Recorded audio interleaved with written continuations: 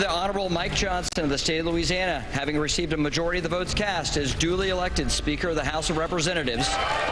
And yes, Republicans finally come together to elect a speaker. Good evening, I'm Maurice Dubois. And I'm Jessica Moore, in for Christine Johnson. After 3 weeks, the U.S. House of Representatives finally has a speaker. Republican Congressman Mike Johnson of Louisiana secured the necessary votes this afternoon. It has been a chaotic 22 days since Kevin McCarthy was voted out. That happened back on October 3rd. On the 11th, Majority Leader Steve Scalise was selected as a nominee, but dropped out a day later when it became clear he did not have enough support.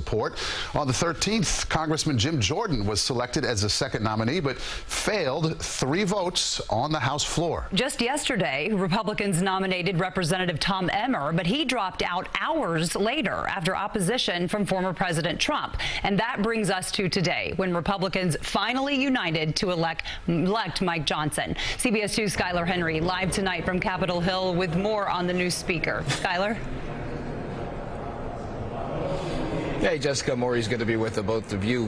What a journey it has been in this time as we have tried to figure out exactly who will become the next House Speaker. Now that we know that Speaker Johnson is the man for the job, he certainly has a long legislative laundry list to knock out in terms of trying to move the country forward, and that includes both domestic and international policy, including getting more military aid out to Ukraine and Israel. The Honorable Mike Johnson of the state of Louisiana, having received a majority of the votes cast, is duly elected Speaker of the House of Representatives. Louisiana Congressman Mike Johnson accomplished something 3 other nominees before him were unable to do: unite House Republicans and claim the gavel as Speaker of the House. We are ready to get to work again to solve those problems, and we will. Johnson was able to assume the chair that places him 3rd in line of succession to the presidency.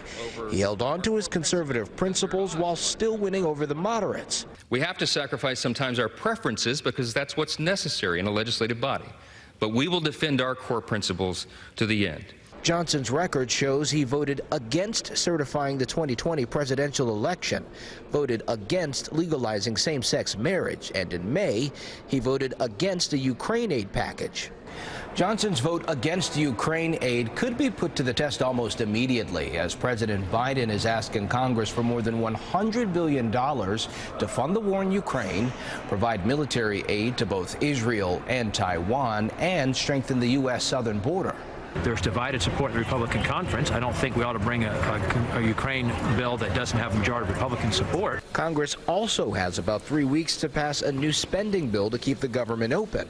Several House conservatives are opposed to any short-term deal unless it includes deep spending cuts. We are honored to have seen Speaker Johnson put out his plan for government funding, and the words continuing resolution are not a part of that plan. Speaker Johnson will have a large say over how the spending bills get passed. No bill can come to the floor without the new Speaker's approval.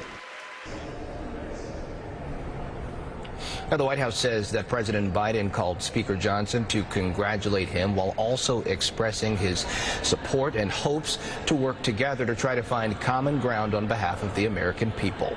We're here on Capitol Hill. I'm Skylar Henry. Maurice, Jessica, back to you. All right, Skylar, thank you.